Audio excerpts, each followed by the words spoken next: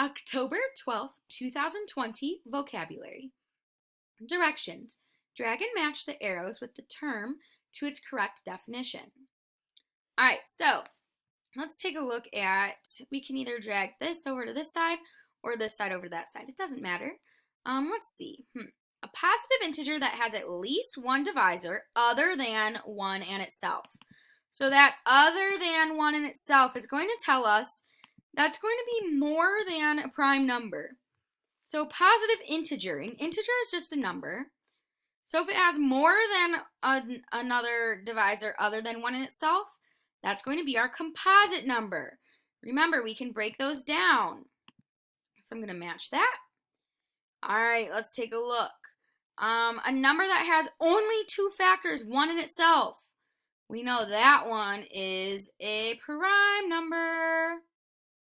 Woohoo! All right, let's move these over up here so that we can see. All right, let's do a number that will divide into another number without a remainder. Without a remainder. Oh, that's going to be our factor. Whoa, not that. That's going to be a factor. All right, how about the biggest number that will divide 2 or more other numbers exactly? Ooh, the biggest, greatest, biggest, greatest. That's going to be our greatest common factor. Last but not least, the breakdown of a composite number into a product of prime numbers is indeed going to be our prime factorization. And that is all for our vocabulary.